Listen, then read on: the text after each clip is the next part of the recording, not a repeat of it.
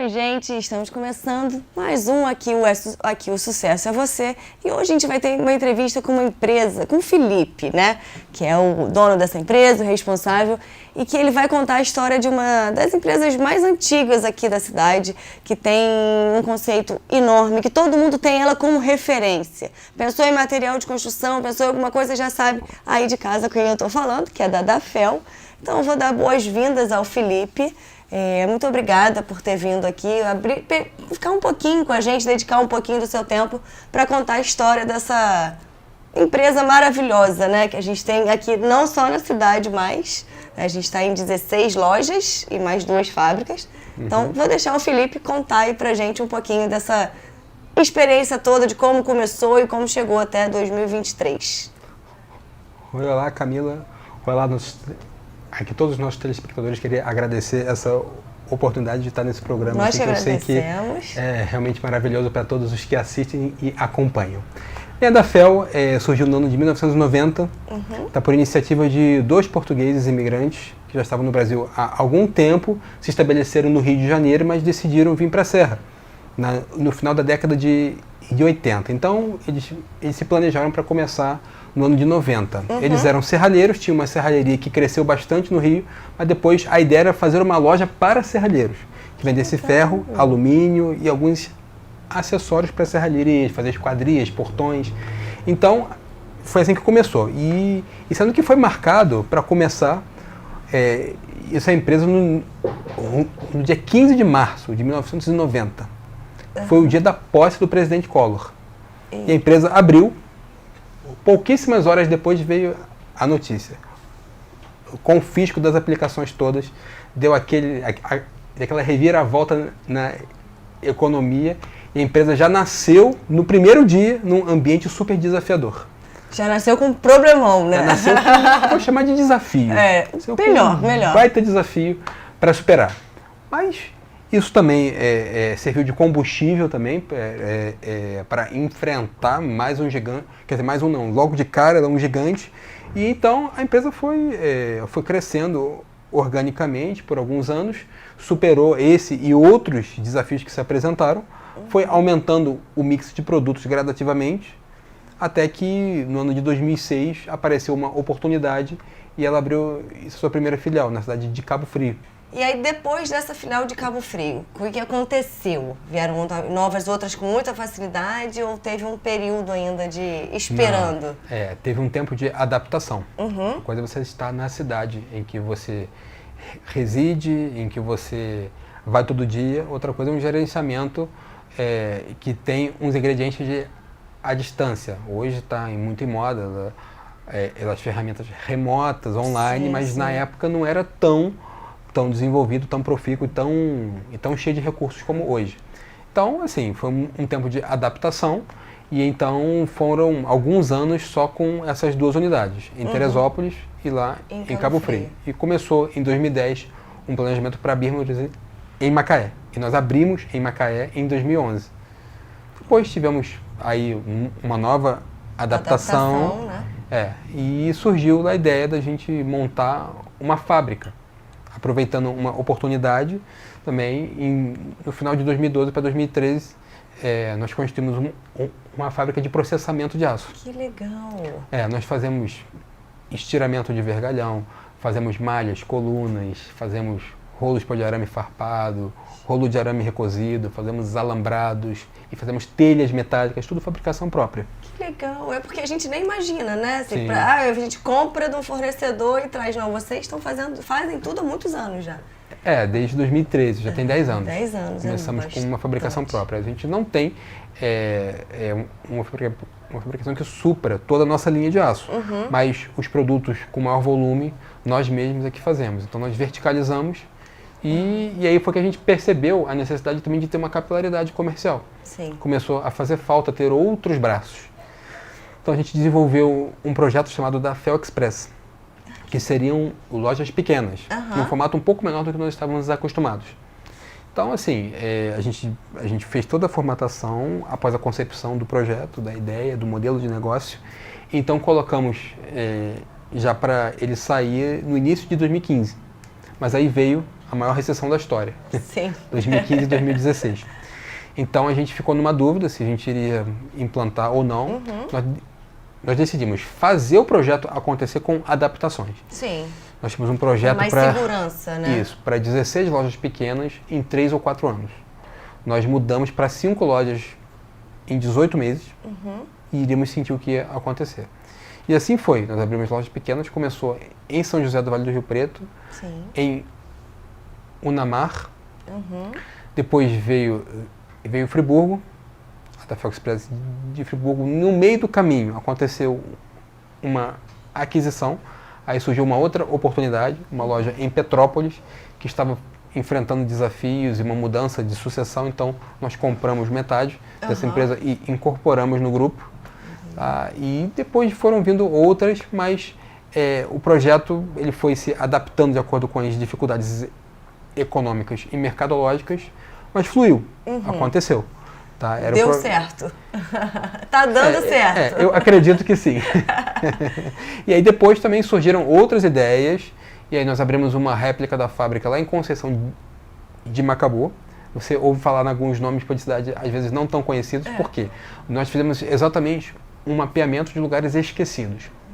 Lugares em que não tinha uma atuação forte nem pesada de grandes players. Então existe uma carência naquele lugar. Sim. É para lá que eu vou me constituir. É claro que muitos desses lugares têm uma população de 20 mil habitantes, 30 mil habitantes, não permite você fazer uma loja grandona. Aí você faz uma loja adaptada e você navega num ambiente diferente. É diferente você estar num lugar em que existe uma multiplicidade de concorrência. Não é assim, você tá nesses lugares pequenos, né, assim, ou não, que não recebam tanto, fica até mais fácil também, né, para quem tá ali, para quem tá na região. Eu quero comprar alguma coisa, eu vi que na Dafel, um exemplo, né, quem é de Caxias de Macabu, até tem o frete, tem o transporte, não sei se vocês entregariam lá, né, então assim, você tendo essas lojinhas menores, é bom para quem tá em volta e para vocês também, né. Sim. Porque é um jeito de estar fazendo nome, de estar conhecendo, e realmente teve todo um estudo, né? Da onde a gente vai aplicar, né? Hoje você consegue vir comprar de fornecedores com uma certa distância por causa da tecnologia. Sim. Você compra online, compra pelo WhatsApp. E assim, você não precisa ter uma presença física para você atuar naquele lugar. Não. Mas no nosso ramo tem uma particularidade. Muitos produtos você precisa de maneira emergencial. É verdade. Nós fabricamos telha, por exemplo. Semana passada tivemos um vendaval. Sim. Alguns lugares, infelizmente, a gente não fala isso com nenhum tipo de felicidade, de prazer, alegria, nem um pouco, mas voa uma telha ou danificou 2 telhas num lugar, a pessoa vai lá comprar e precisa para agora. Se ela, mas eu tenho contatos, eu posso comprar isso no outro estado, eu tenho fornecedores em São Paulo, no Espírito Santo, Minas, no Paraná, ok, mas vai levar 3, 4 dias para chegar. E aí você vai ficar 3, 4 dias, depois tem vendaval de novo, tem chuva, no nosso ramo, os materiais são pesados, a logística dificulta, é diferente desse novo conceito do e-commerce, do fulfillment, em que você compra de um fornecedor que é uma loja de Goiás, isso aconteceu comigo, eu comprei num dia de noite e chegou no outro dia de manhã. O produto não estava lá em Goiás. Não, ele já ficava estocado mais próximo aqui, ambiente da loja de Goiás, num CD, no centro de distribuição, aqui no Rio.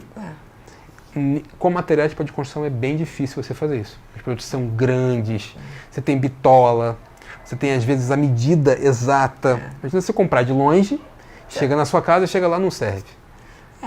É um transtorno. Aí você tem que devolver, são maior. dias e dias, aí você espera, Isso. né? Aí você acaba desistindo e compra em outro lugar. Não, ou então, o custo logístico também de fazer essa logística reversa, de voltar o produto. Fica mais caro. Em material grande, ela já não foi dimensionada na venda. É isso aí. Tá, eu fiz uma cotação aqui, fiz uma cotação longe e tem o frete, mas compensa. Uma vez estando aqui, se alguma coisa for solicitada errado, você vai ali e troca. Mas fazer essa logística reversa e de longe pode inviabilizar. Ou gerar um prejuízo. Pois é. Então, assim, são essas coisas, né? E assim, a Dafel, eu tava dando uma olhada, né?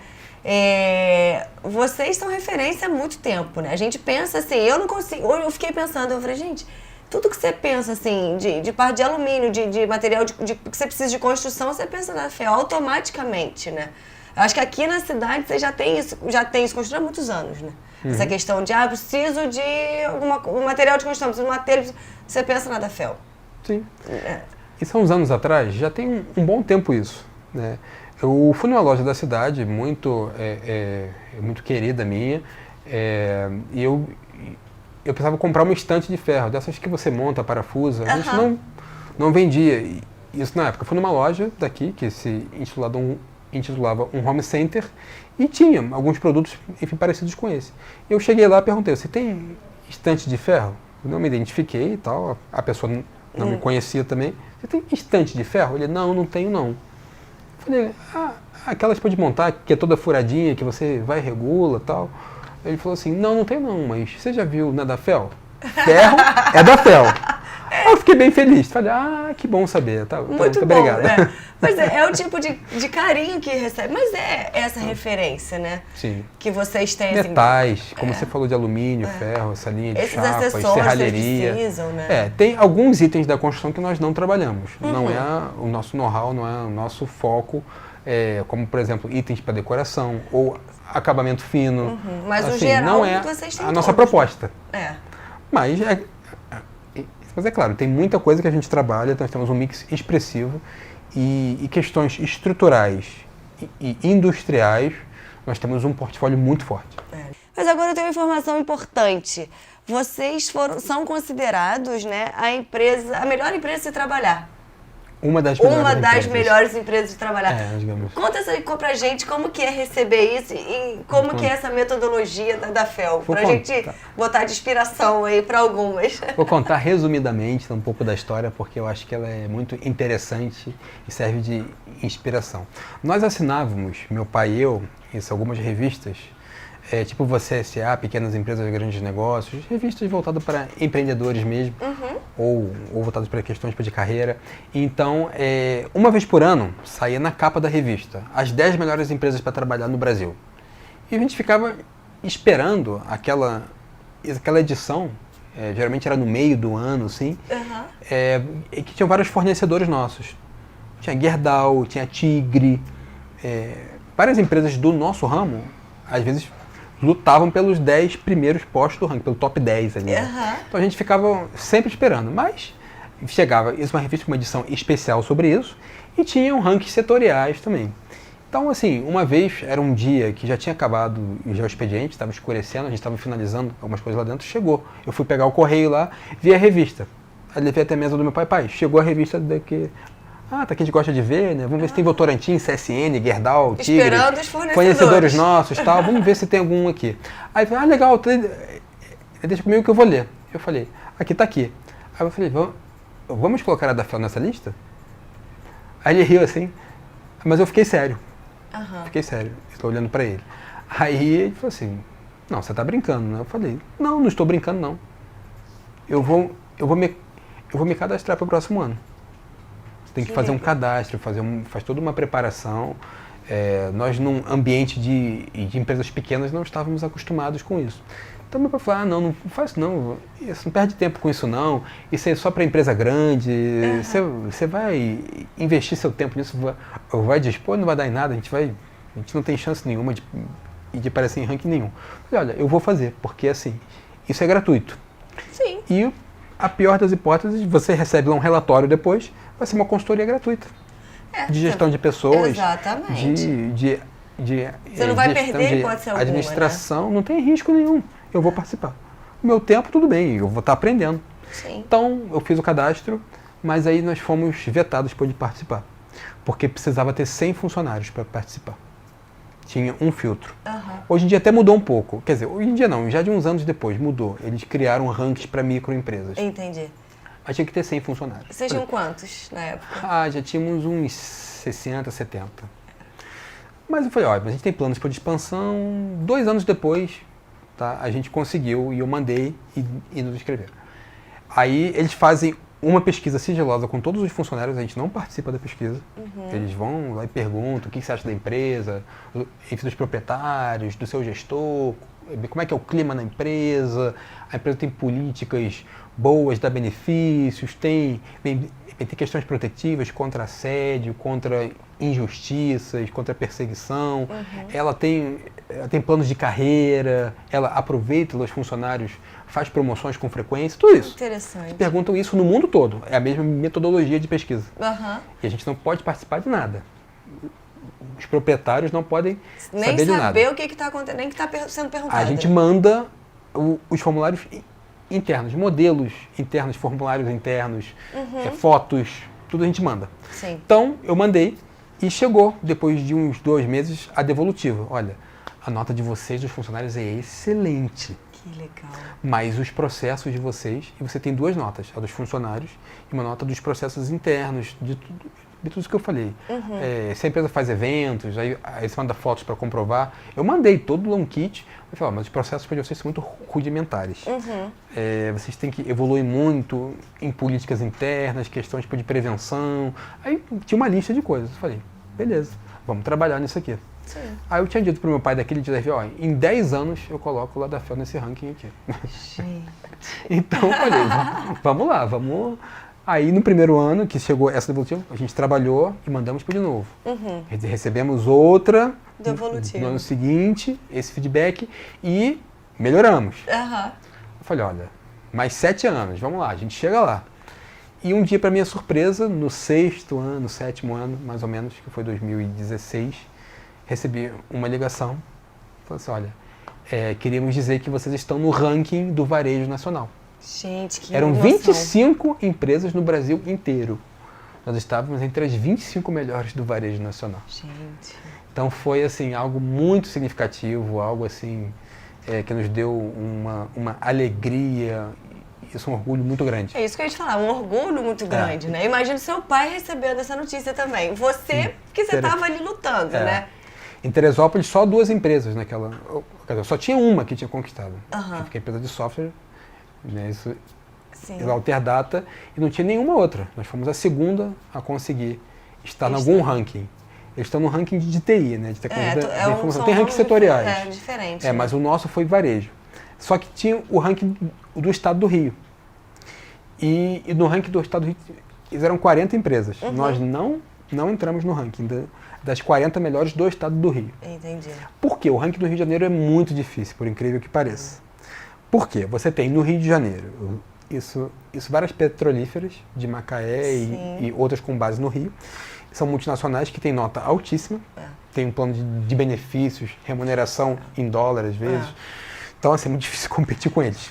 São realidades muito diferentes, né? Você tem no Rio de Janeiro o polo audiovisual, vocês devem conhecer um pouco desse mundo, por causa das antigas emissoras, quando começou aquelas TVs Tupi e a Globo, quando foi fundada, existia um polo de mídia que existe até hoje no Rio, e você tem várias agências de publicidade, tem produtoras, e a nota deles é altíssima também. Por quê? Eles têm um trabalho super flexível há muito tempo. Hoje se fala muito em trabalho remoto, híbrido. Mas eles já tem isso há muito tempo. Muito à frente. Então eles já tinham uma nota muito alta. Você tem no Rio de Janeiro algumas... você ainda tem um resquício de estatais. Apesar da capital ter saído do Rio para Brasília, ficou o Banco Central, o BNDES, a Agência Nacional do Petróleo. Muito grande ficou. E tem um plano de benefícios muito bom. Sim, que é difícil pra gente que é menor então, competir, as notas deles são altíssimas também desse pessoal. Então você vê, se entrarem 5 agências de publicidade, meia dúzia de multinacionais petrolíferas, meia dúzia de estatais que concorrem nesse ranking das melhores do Rio de Janeiro.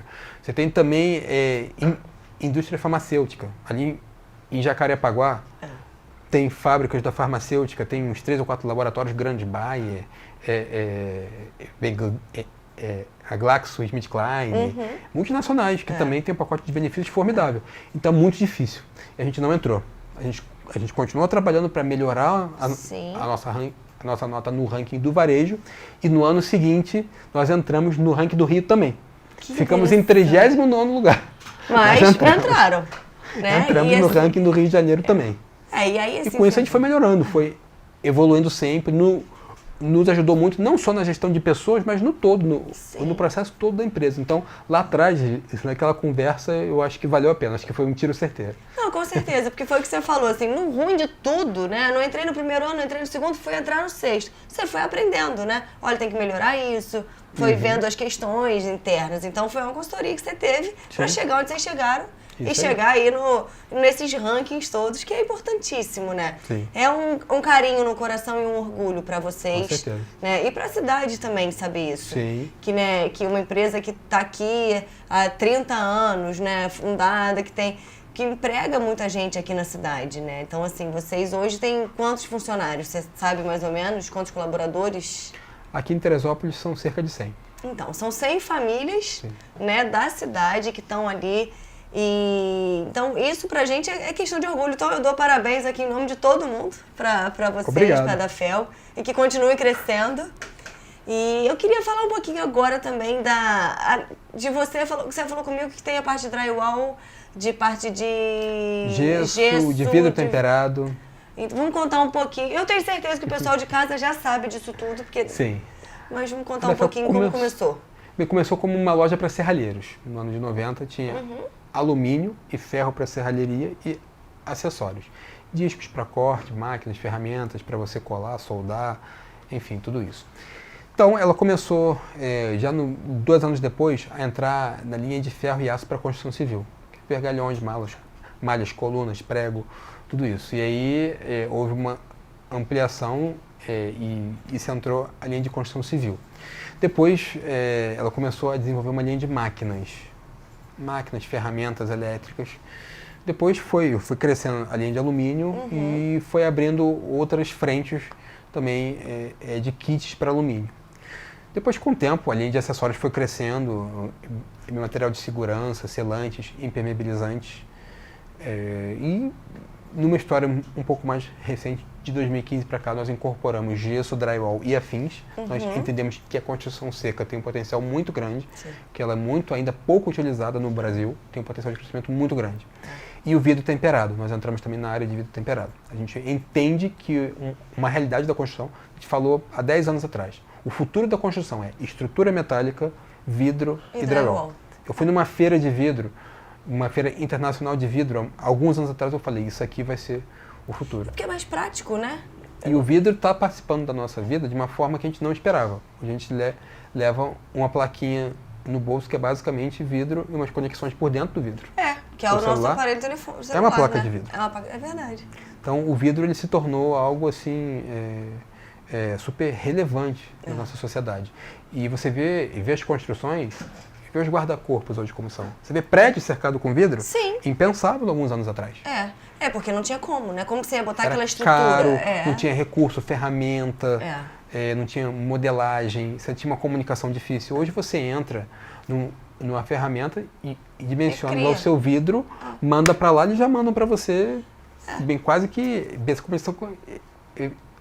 instantâneo. O software que lança já volta. Então você vê muita coisa que não tinha antes, bem casas bem revestidas com vidro, bem guarda-corpos, de escada, interna, externa, varanda. É isso que eu ia falar. Varanda antes, os prédios mais antigos era aquela varanda de concreto, né? Ou metálica vazada. Hoje ferro, não, de alumínio. É vidro. Hoje é quase tudo vidro. Quase tudo vidro. Então a gente entendeu isso há alguns anos atrás e foi outro tiro certeiro. A gente entendeu que o consumo de metro quadrado por habitante ainda era baixo, tinha um potencial muito grande e ele está crescendo. E tende a crescer mais. E o drywall é muito prático, né? Muito prático, Então, assim, você quero mudar uma sala de uma empresa, ou quero mudar uma sala em casa, você vai e faz uma paredinha de drywall. Com certeza. Você modifica tudo, é muito fácil. E o custo mais baixo também. Tem a questão da sustentabilidade também, que é um apelo forte hoje. Sim. Esses produtos que eu estou falando, eles têm também lá uma pegada ambiental menor do que outros. Sim. Então, é tudo muito bem pensado, gente. Sim. E assim, a gente tem que ir evoluindo, né? A gente tem que ir acompanhando as evoluções, as tecnologias que chegam aí para facilitar a vida de todo mundo, né? Com certeza. Então, e aí pra gente encerrar nosso papo, vamos falar um pouquinho sobre a Supertaça, né? Que foi que apresentou a gente, trouxe a gente pra cá. Como foi a participação de vocês? Eu já sei, gente. Vocês estão, não é a primeira vez, né, que vocês Sim. participaram da Supertaça, acho que vocês estão desde o início. Sim, nós temos várias ações de fomento, saúde, esporte e de integração. Sim. Não só com esporte, mas com cultura, música. Já tivemos várias iniciativas que saem da proposta da empresa, mas que trazem os benefícios para os funcionários e que também levam um pouco da nossa proposta. E nós temos há algum tempo já um time de futebol. O pessoal treina toda semana. Que legal. Tal. Então, já tivemos sucesso numa Copa recente, que fomos campeões. Nessa a gente não teve o mesmo resultado esportivo esperado, mas o resultado de integração, de unidade do time, de empenho, esse Vocês chegaram na nota 100, né? Então foi muito significativo, muito recompensador ver um time unido, o pessoal fora do expediente também tendo uma integração e com uns objetivos muito nobres. Porque é importante isso, né? A gente às vezes está ali dentro da empresa, concentrado, trabalhando, e fica aquele clima mais tenso, porque é normal, né? Às vezes ter, assim, você tá tenso, fazendo alguma coisa, tá? E aí você ter essa integração, esse coleguismo, essa amizade fora, né? Que seja com um time de futebol ou que seja de alguma outra tipo de atividade. Eu acho muito legal as empresas explorarem isso e incentivarem. Né? Porque é um plus que dá e falar, hoje eu vou sair do trabalho, tô cansado, mas tenho treino. E aí vão vestir a camisa ali com orgulho, né? Vou fazer tudo pela minha empresa, porque eu vou jogar, vou dar minha garra. Sim. E isso tudo vem também do contexto, né? Do que a empresa propõe, do que a empresa tem. Então já cria um orgulho pro colaborador também, né? E o esporte traz saúde, ele traz lições de vida, traz lições que são úteis para o trabalho de formação de equipe, de time, liderança, de empenho, de resultados, de construção de uma jornada, de equipe. E tem lições muito valiosas. É isso aí. Queria te agradecer, Felipe, por contar um pouco pra gente sobre essa história. Pra gente ver como é que é um pouquinho, porque todo mundo fala assim, a gente vê o que a gente estava conversando aqui nos bastidores, né? A gente vê a estrutura da FEL hoje, a quantidade de loja, as fábricas, a gente acha que foi tudo muito fácil. Montaram a loja lá e foi dando certo e não teve problema nenhum no caminho. E nem sempre é assim, né? Acho que na grande maioria das vezes, de toda empresa que vai pra frente, que cresce, tem sempre uma dificuldadezinha ali no meio do caminho, acho que para dar mais uma força. Sim. Então eu queria te agradecer por disponibilizar seu tempo, vir aqui, conhecer nosso espaço e contar essa história linda pra gente. Muito obrigada e até a próxima. Eu que agradeço. Tchau, tchau.